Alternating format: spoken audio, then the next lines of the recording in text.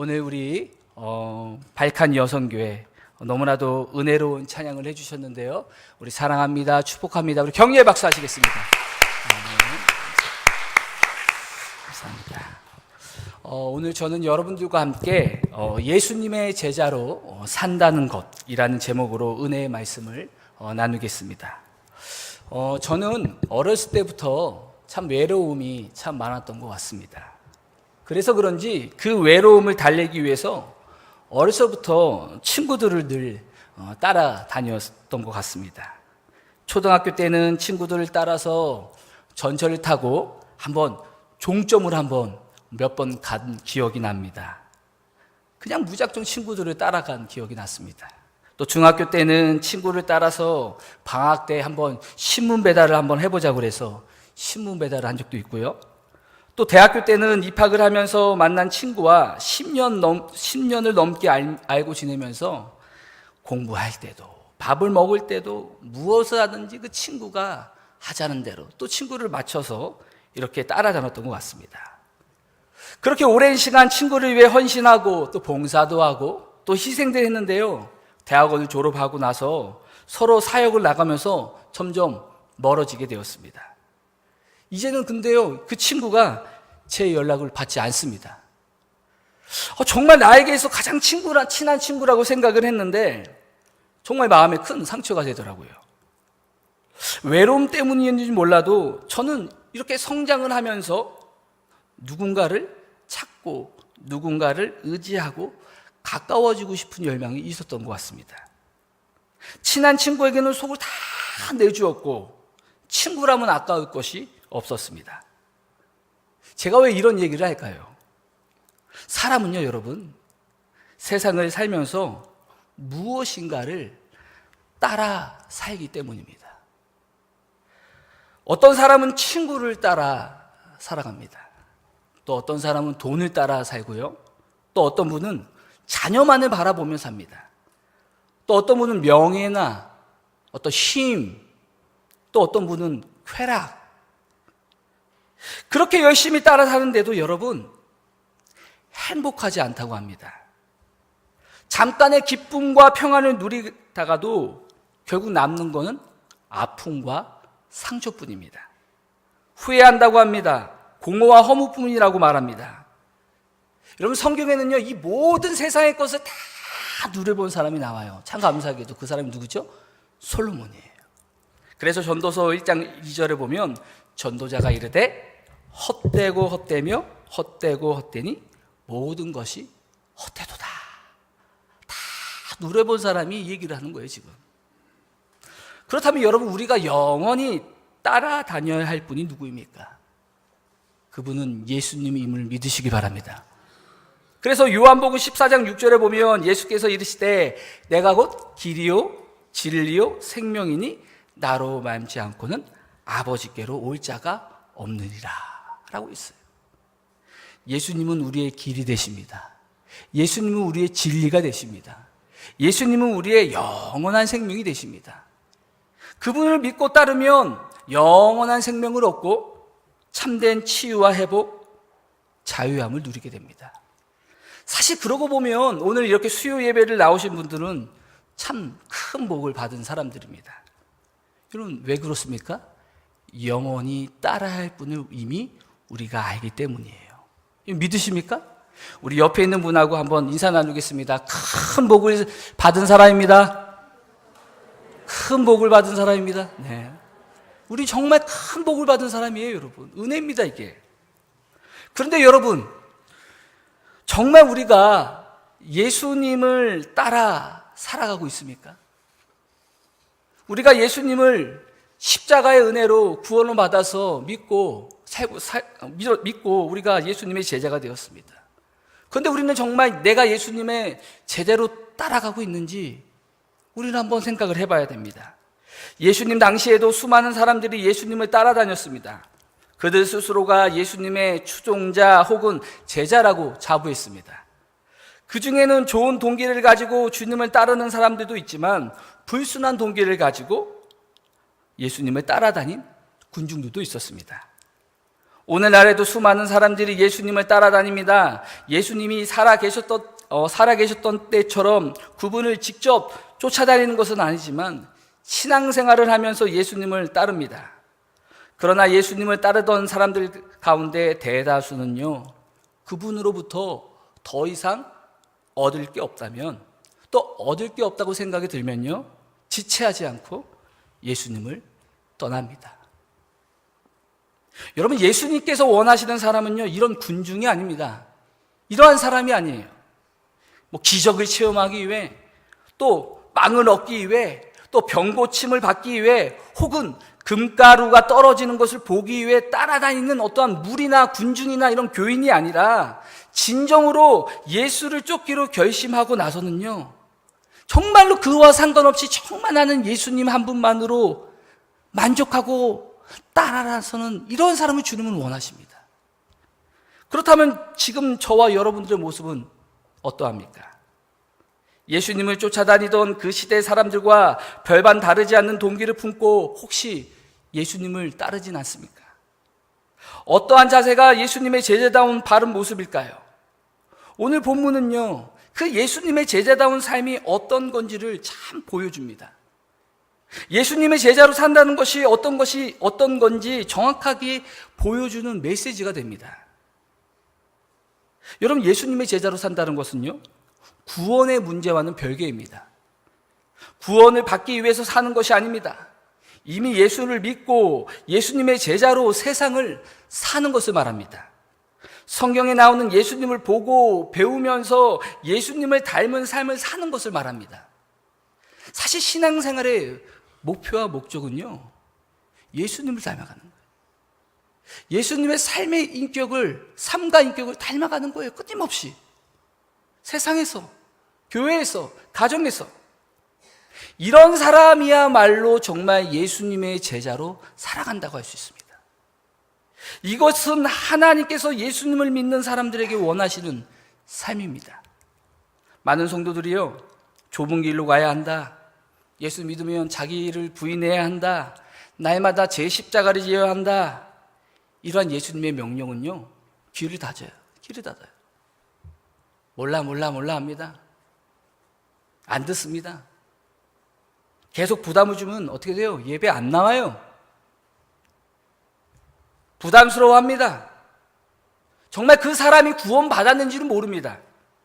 하지만 천국에 들어간다면 분명히 예수님 앞에서 결산할 때가 옵니다.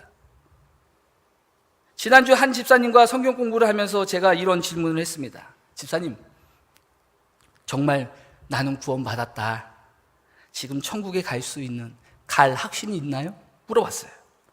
남자 집사님한테. 근데요, 그 집사님이 이렇게 얘기했어요. 목사님, 구원은 받은 것 같은데요, 제가 지금 사는 것을 보면 예수님의 제자가 아닌 것 같아요. 정말 예수님께 참 면목이 없고 죄송한 것 같아요. 이런 얘기를 했어요. 이처럼 많은 성도들이요, 구원은 받았을지 몰라도 그 삶이 예수님의 제자로 사는 것에 실패했기 때문에 하나님께 칭찬을 들을 수는 없습니다. 그러므로 우리는요, 언제 주님이 우리를 부르실지 몰라요. 그러므로 그 준비를 하고 지금부터 그 대답을 할 수 있도록 우리는 준비해야 합니다. 오늘 본문을 보면 예수님을 가까이에서 따를 수 있는 정말 좋은 기회를 놓친 세 사람이 나옵니다. 예수님과 대화를 하며 특별한 기회가 주어졌는데도 그들은 결국 예수님을 따라가기를 포기했어요. 다른 길로 갔어요. 무엇이 문제일까요? 일단 세 사람이 하는 말을 잘 들어보면 아무런 문제가 없는 것처럼 보입니다. 정말 믿음이 있는 것처럼 보여요. 합리적인 생각이라고 우리는 생각할 수 있습니다. 그런데 결국 그들은요, 다 예수님을 떠났어요. 저는 오늘 본문에 나오는 기회를 놓친 세 사람을 통해서 우리가 예수님의 제자로 산다는 것은 어떤 삶을 말하는 것인지 우리는 함께 알아보겠습니다. 첫 번째로 예수님의 제자의 삶은요, 예수님 때문에 대가를 지불할 수 있는 삶을 말합니다. 여러분, 우리 57절을 보겠습니다. 57절, 우리 57절 말씀 우리 같이 읽겠습니다. 시작. 나는 따르리이다. 아멘. 여러분 얼마나 멋진 말입니까? 얼마나 멋있어요. 한번 생각해 보세요. 첫 번째 사람은요, 자진해서 예수님을 따른다고 했어요. 여러분 이런 사람이 생각나는 제자가 있죠. 베드로입니다. 베드로가 마태복음 26장 35절을 보면 베드로가 이르되 내가 주와 함께 죽을지언정 주를 부인하지 않겠나이다. 지금 이 제자도 예수님이 어디로 가시든지 저는요 걱정 마세요. 준비가 다 됐습니다. 다른 사람들은 다 도망가도 저는 결코 주님을 떠나지 않을 것입니다. 아주 당당해요. 그런데 예수님은요 이의 말을 듣고 예상치 못한 반응을 합니다. 우리 58절 보겠습니다. 58절 우리 같이 읽겠습니다. 시작. 예수께서 이르시되 여우도 굴이 있고 공중의 새도 집이 있으되 인자는 머리 둘 곳이 없도다 하시고. 여러분 갑자기 예수님이 이런 부담스러운 말씀을 하실까요? 지금 듣는 우리도 참 부담스럽지 않습니까? 여우도 집이 있고 공중에 나는 새도 집이 있는데 나는 집 없이 떠돌아다니는 사람이다, 나그네다, 이런 말씀이에요 지금. 그렇기 때문에 지금 너는 나를 따라오겠다고 하는 말은 하지만 실제로는 지금 이 사람에게 넌 나 따라올 수 없다고 얘기하는 거예요. 한마디로 예수님이 거절하셨어요. 정말 이상하지 않습니까? 왜 예수님이 이러한 대답을 하셨을까요? 그것은요, 지금 예수님은요 어디를 향하여서 지금 가고 있냐 면, 여러분 누가복음 9장 51절을 보면 예수께서 승천하실 기약이 차감해 예루살렘을 향하여 올라가기로 굳게 결심하기로. 예수님은 지금 어디로 가고 있냐면 조금씩 예루살렘을 향해 걸어가고 있는 거예요. 방향이. 죄 지은 자들을 구원하시고자 자신의 생명을 내놓으시기 위해서 지금 가시는 중이에요. 이에 반해 지금 어디든지 따라가겠다고 한 이 첫 번째 사람은요 두 가지를 잘못 생각하고 있어요.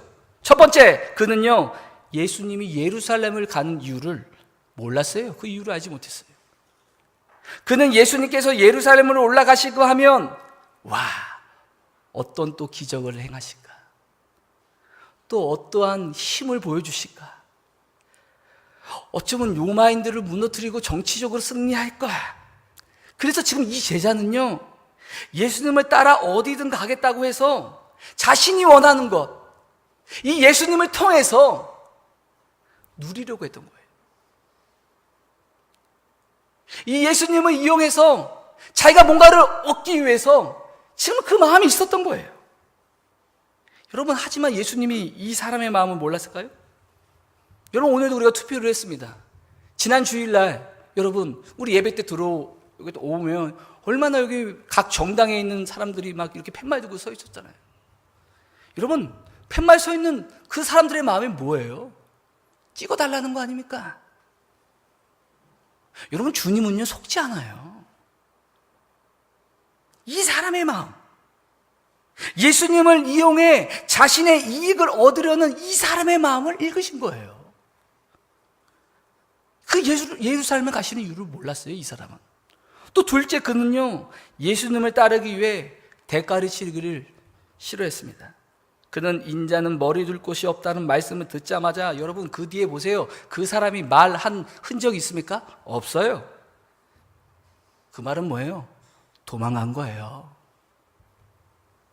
분명 1분 전만 해도 따라가겠다고 했는데 머리 둘 곳은 없고 쉴만한 곳은 전혀 없는 이 가난한 예수를 따라가면 본전도 못 찾겠다 하는 생각에 포기한 것입니다. 여러분, 예수님의 제자로 산다는 것은요 참 힘든 대가를 치러야 합니다. 여러분, 신혼부부였다가 아이를 낳아 엄마로 산다는 것, 아빠로 산다는 것은요 얼마나 큰 대가를 여러분 지불해야 합니까? 오늘도요 두 아들이 오늘 학교도 안 가고 또 어린이집도 안 가고, 저도 오늘 좀 쉬다가 나왔는데 아침부터 전쟁이었어요. 밥 먹으라 해도 밥도 안 먹고, 막 여기 앉아서 먹으라 하면 또 저쪽 가 있고, 누구를 닮았는지 전혀 모르겠어요. 저는 안 그랬는데, 저는 항상 말씀과 기도로 어렸을 때부터 묵상을 하면서 했는데 절대 말을 안 들어요. 그래서 난 아빠 말씀 준비해야 돼, 조용히 하자, 한대요, 한대. 그래서 결국 나가서 놀라고 그랬는데, 여러분, 이건 뭐예요? 아이의 부모로서 대가를 치러야 되는 거예요. 대가를 치러야죠. 여러분, 그뿐입니까? 요즘은요, 여러분, 반려동물요, 여러분, 우리나라에요, 참 깜짝 놀랐어요. 1000만 마리가 넘는 반려동물이. 와. 근데 여러분, 요즘에 반려동물을 키우면서 여러분, 요즘에 사람들이요, 얼마나 큰 대가를 지불합니까? 밥 주지요, 산책 가야죠, 머리 잘라줘야죠, 병원 데려가야 되죠, 쇼핑해야죠. 요즘은요, 반려동물 커피숍까지 생겨서요, 반려동물을 행복하기 위해서는요, 얼마나 많은 사람들이 대가를 지불하는지 아십니까? 여러분, 자녀를 위해서도, 반려동물을 위해서도 대가를 치르는데, 하물며 우리를 구원하신 예수님을 위해 어떻게 대가를 치르지 않을 수가 있습니까?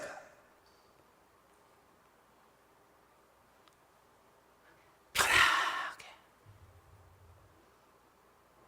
어떠한 희생과 봉사 없이. 여러분, 예수님을 믿으면요, 어떤 이런 대가도 치러야 돼요. 즐겨 마시던 술도 끊어야 돼요. 가지 말아야 할 곳, 보지 말아야 할 곳, 마음 내키는 대로 놀던 생활도 정리해야 합니다. 거짓말하지 말아야 합니다. 정직해야 합니다. 다른 사람 정죄하지 말아야 합니다. 내 마음대로 쓰던 시간도, 열정도, 주말도 드려야 합니다. 여러분, 이거보다 우리는 더 지불할 것이 많아요. 오늘도 헌신 예배 드리잖아요. 한복을 입고 와야 되고 대가 지불이에요. 헌신 예배 한다니까 와야 돼요. 이것도 시간이 드리는 거예요. 지불해야 할 것이 한두 가지가 아니에요. 그저 여러분, 복 받는다는 것에만 끌려서 교회 나온 사람들은요, 복은 고사하고 헌신하라, 봉사하라, 새벽을 깨워라 는 말에 듣잖아요. 뒤로 물러가면서 포기합니다. 첫 번째 나온 제자와 같은 거예요. 첫 번째 나온 사람과 같은 거예요. 예수 믿으면 복 받는다, 자녀들이 잘 된다, 들어가도 복을 받고 나와도 복을 받는다, 예수 믿고 가정이 편해졌다는데 나도 한번 예수 믿고 한번 편해 볼까? 처음에는 여러분 좋죠. 근데 여러분, 예수님을 믿고 정말 나니 여러분 항상 좋은 일이 생깁니까? 나쁜 일이 생겨요. 어려움이 생겨요. 물론 믿지 않을 때보다는 적겠지만 나쁜 일도 생기고, 속는 일도 생기고, 질병도 생기고, 친구가 내 곁을 떠나기도 하고, 가족끼리 종교 때문에 싸우기도 하고, 정직하게 사업을 하다가 위기를 겪어요. 이처럼 예상치 못한 문제가 발생하면요, 예수님을 위해 대가를 치르려고 하는 이 첫 번째 사람들과 같은 사람들은요, 다 떠나고 말아요. 나는 결단코 예수님이 도망가지 않을 겁니다. 떠난다니까요, 대가를 치르지 않으면요. 베드로처럼 예수를 저주하고 떠나는 사람도 생길 거예요. 그러면 우리는 기억해야 합니다. 예수님의 제자로 산다는 것은요, 대가를 지불해야 돼요. 두 번째로 예수님의 제자의 삶은요, 하나님 나라의 일을 우선순위로 두는 삶을 말합니다. 우리 59절을 보겠습니다. 59절 우리 읽겠습니다. 시작. 나로 먼저 가서 내 아버지를 장사하게 허락하옵소서. 아멘. 여러분, 두 번째 제자는요, 예수님이 먼저 콜링을 한 거예요. 나를 따르라. 첫 번째 제자와 달라요. 나를 따르라. 예수님이 먼저 딱 보시고 지목을 하신 것 같아요. 하지만 그에게는요, 해결되지 않은 문제가 있었습니다. 59절 하반절을 풀어서 말하면, 예수님, 제가 먼저 아버지 장례를 치르고 오게 허락해 주세요. 왜 이 사람이 장례를 치르고 온다고 했을까요? 유대 풍습에서는요, 아버지가 돌아가시기 전에 상속을 누구에게 줄 거라고 이 아버지가 얘기해요. 너에게 얼마, 이 사람에게 얼마, 장남에게 얼마, 이렇게 해서 마치 이거는 사실 유대 풍습만 아니라 우리나라도 거의 같지 않습니까? 내가 유산을 이렇게 이제 첫째에게, 둘째에게, 셋째에게 뭐 이렇게 얘기하잖아요. 그래서 이 사람은요, 지금 예수님의 콜링에 지금 이 생각이 난 거예요. 아, 내가 먼저 상속을 좀 받아야 될 것 같고, 내가 좀 생계를 대책을 좀 세운 뒤, 예수님을 따른다고 좀 일정 시간을 좀 달라고 한 것 같아요, 지금. 마치 이것과 같습니다. 예수님을 믿으라고 하면 이렇게 말씀하는 분들이 있습니다. 좀 더 나이가 들어 시간 여유가 생기면 그때 교회에 나갈게요. 애들이 좀 더 크면요, 사업의 기반을 좀 더 어느 정도 닦아놓은 뒤에 나갈게요. 하지만 이런 분들은요, 아직도 무엇을 먼저 해야 하는지 잘 모르는 거예요. 지금 이 사람도 자신의 것을 다 챙긴 다음에 예수님의 제자의 삶을 살겠다는 거예요. 그는 지금 우선순위가 잘못된 것입니다. 예수님의 제자는요, 항상 하나님 나라의 일이 가장 우선순위로 두는 사람을 말합니다. 오늘도 여기 나온 수요 예배 나오신 분들은 아마 수요일이니까 오늘은 아침부터 수요 예배에 나가야지라고 하신 분들만 나온 거예요. 이것이 예수님의 제자예요. 한 목사님의 설교에서 들은 이야기입니다. 한 미국 신학교 교수님이 신학생들에게 이렇게 질문을 했습니다. 여러분에게 아프리카에서 선교사로 와달라는 부탁이 들어왔습니다. 하나님께서 여러분들 마음에 그곳에 가기를 원한다는 마음을 주셨어요. 그러나 그곳에 가면 가족의 생계가 어려워지고 모든 것이 힘들어져요. 반면 미국에서 사역을 하면 그러한 걱정을 하지 않아도 돼요. 여러분은 이때 어느 쪽을 택하겠어요? 라고 이 미국의 한 신학교 교수님이 이 신학생들에게 물어봤어요.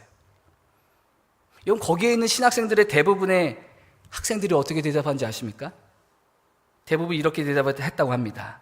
생계 대책이 제대로 마련되어 있지 않으면 아프리카의 선교사로 가는 것을 포기하겠습니다. 하나님이 가정을 주신 것은 가장의 책임을 다하라는 뜻인데 그것도 못하면서 어떻게 선교사 일을 합니까? 다 못 간다고 얘기를 했어요. 여러분, 그럴듯하게 들리지 않습니까? 아주 합리적인 생각 아닙니까? 그러나 여러분, 정말 우선순위가 바로 된 목회자라면, 신학생이라면 다르게 답해야 할 부분이 있는 거예요. 하나님께서 나를 아프리카로 부르신다면 가족이 어려움을 겪어도 가야지요. 내가 헌신하면 하나님께서 가족을 책임져 주실 것인데. 여러분, 전 불가리아에 간 우리 이재용 선교사님 보면서도 마찬가지예요. 하나님께서 선교사로 부름을 부른 거예요. 그 부름을 받고 소명을 받고 나간 거예요. 가족 생각하고 애들 생각하면 어떻게 나갑니까? 그 부르심 안에 소명을 갖고 나아가면 하나님께서 채워주신 경험을 하게 되는 것입니다. 이처럼 예수님의 제자의 삶은요, 언제든지 가장 우선순위는요, 예수 그리스도가 되어야 합니다. 마지막 세 번째로 예수님의 제자의 삶은요, 나의 마음을 온전히 주님께 드리는 삶을 말합니다. 여러분, 마지막에 나오는 세 번째 사람은요, 첫 번째 사람처럼 예수님을 따라가기를 자원했습니다. 그는 예수님께, 우리 61절을 보겠습니다. 우리 61절 우리 같이 읽겠습니다. 시작. 또 다른 사람이 이르되 주여 내가 주를 따르겠나이다마는 나로 먼저 내 가족을 작별하게 허락하소서. 예수님 먼저 제가 아내와 가족들과 작별할 수 있도록 해주세요. 부탁을 한 거예요. 그런데 왜 이게 문제가 될까? 저는 곰곰이 생각해 봤어요. 사실 예수님이 가족에게 작별 인사를 한다는 것, 이걸 허락하실 야박한 분이 아니세요, 예수님이. 예수님의 제자들도 분명히 가족들과 작별 인사를 하고 온 마태도 있어요. 베드로도 있어요. 다 작별 인사를 하고 왔어요. 근데 이와 달리 세 번째 사람을 향한 예수님의 대답을 보면요, 그 이유를 알 수 있어요. 우리 62절을 보겠습니다. 62절 같이 읽겠습니다. 시작. 예수께서 이르시되 손에 쟁기를 잡고 뒤를 돌아보는 자는 하나님의 나라에 합당하지 아니하리라 하시리라. 아멘. 이 말은 뭐냐면, 농촌에서 여러분 소를 앞세우고 이 쟁기를 잡고 이렇게 따라가잖아요. 이렇게 따라가잖아요. 근데 처음에는 이렇게 따라가면서 누구나 뭐예요? 이게 좀 제대로 이렇게 고랑이 쫙 일자로 됐는지 이게 뒤를 봐요. 그런데 이 말은 뭐냐면, 계속 고랑이 이렇게 딱 소를 따라서 쟁기를 잡고 따라가야 되는데 자꾸 뒤를 보면 어떻게 돼요? 결국은 앞이 이상하게 꼬이게 되어 있습니다. 자꾸 돌아보는 시간이 길어질수록 고랑은 옆으로 삐뚤어지게 되어 있어요. 예수님은 그러한 예를 지금 세 번째 사람에게 지금 적용을 하고 있습니다. 그는 예수님의 가르침에 큰 감동을 받고 은혜를 받아서 예수님을 따라가기로 했는데, 지금 막상 말을 하고 나니 마음이 두려운 거예요. 불안한 거예요. 그러니 집에 가서 아내에게 얘기를 물어보고 허락을 받고 오겠다고 둘러댄 거예요. 여러분, 아내에게 가서 얘기를 했어요. 그럼 아내가 어떻게 대답할 거예요? 당신 지금 제정신이야? 그렇게 살려면 가족을 먹여 살리나 생각하세요? 그건 훌륭한 결정이 아니라고 말을 할 거예요. 예수님이 이미 그것을 아셨어요. 가족과 의논하는 것 자체가 잘못이 아닙니다. 그러나 그 쟁기를 잡았을 때 앞을 보지 않고 뒤를 돌아보는 사람은 이미 마음이 둘로 나뉜 거예요. 전심으로 주를 따라야 할 때 마음이 뒤에 가 있다면 그 마음은요, 모아진 것이 아닙니다. 그런 사람은요, 결국 예수님을 따라갈 수가 없어요. 예수님의 제자로 살 수 없습니다. 집안을 염려하며 세상 일을 걱정하며 이리저리 마음이 나뉘면 주님을 따를 수 없습니다. 예수님의 제자는요, 예수님을 따른다는 것은 뭐냐? 나의 마음을 100% 온전히 주님께 드려야 하는 거예요. 예수님은 어떤 분입니까? 사무엘상 16장 7절을 보면 여호와께서 사무엘에게 이르시되 그의 용모와 키를 보지 말라. 내가 이미 그를 버려놓으라. 내가 보는 것은 사람과 같지 아니하니 사람은 외모를 보거니와 나 여호와는 중심을 보느니라. 예수님은요, 사람의 중심을 보시는 분입니다. 나의 마음이 온전한지 우리말로 전혀 아닌 것처럼 포장할지라도 결코 속지 않는 분이에요. 여러분, 다시 한번 이 세 사람에 대해서 살펴보면요, 첫 번째 사람은요, 예수님의 제자로 대가를 지불해야 한다고 하니 도망갔습니다. 두 번째 사람은 하나님의 나라의 일을 우선순위로 둬야 한다니 도망갔고, 세 번째 사람은 예수님의 제자로 온 마음을 다해 드리는 것을 포기했습니다. 예수님을 믿는 우리는요, 예수님의 제자로 예수님처럼 대가를 지불하고 하나님 나라의 일을 우선순위 두고 온 마음을 다해 예수님처럼 살아가야 합니다. 예수님요, 베드로전서 1장 16절에도 이렇게 얘기했어요. 내가 거룩하니 너희도 거룩할지라. 나를 닮으라는 거예요. 오늘 이 말씀 앞에 어떤 분들은 이렇게 생각할지도 모릅니다. 그거야 목사님이나 선교사님들이나 하는 거지. 세상에서 직장에서 일하느라 바쁘고 힘들고 그런 우리들이 어떻게 가능하냐고 말도 안 된다고 하면서 혹시 마음이 불편한 분이 계실 수도 있습니다. 하지만 그 생각은 잘못된 것입니다. 내가 교회에 와서 전적으로 헌신하느냐 안 하느냐가 문제가 되는 것은 아닙니다. 내가 회사에서 24시간을 보내든 가정에서 24시간을 보내든 상관없이 그 사람의 중심이 어디에 가 있느냐가 여러분 중요한 것입니다. 하나님은 바로 선 사람은 지금도 찾으십니다. 예수님을 위하는 일이 나의 모든 일보다 중요하다고 믿고 아침부터 저녁까지 일하는 사람은요, 그 자체 하나님을 생각하며 예수님의 제자의 삶을 살고 있는 것입니다. 우리는 이러한 확신을 가져야 돼요. 하나님께 나의 모든 마음을 드리며 가정과 직장과 학교든 예수님의 제자로 살려고 노력한다면 그 사람이 하는 일은 모두가 다 거룩할 수밖에 없습니다. 나는 기독교인입니다. 나는 교회를 다닙니다. 나는 목사입니다. 장로입니다. 권사입니다. 집사라고 사람들 앞에서 떠드는 것은 중요하지가 않습니다. 이제는 예수님은 나의 중심을 보십니다. 정말로 중요한 것은 나의 말이 아니라 내 속에 있는 동기, 하나님만 나만 아는 숨은 동기가 중요한 거예요. 그것이 바로 중심입니다. 오늘 예수님을 따르지 못한 채 세 사람의 공통점은요, 예수님을 위해 그 어떠한 값도 지불하려고 하지 않았습니다. 입으로는 예수님을 따르겠다고 말하지만 마음은 오로지 자기 이익에만 있었습니다. 예수님이 나를 힘들게 안 하신다면 예수님을 따를게요. 내가 하기 싫은 것을 시키지만 않으면 예수님을 따르겠습니다.